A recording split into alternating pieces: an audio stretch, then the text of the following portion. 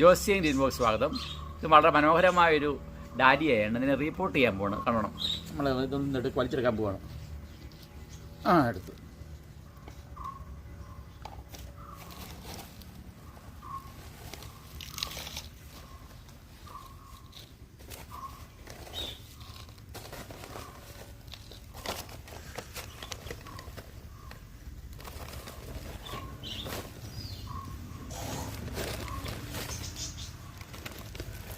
Space കൊടുക്കണം.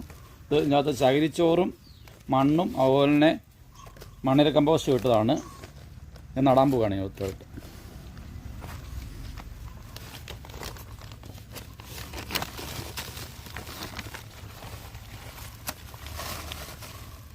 മതി.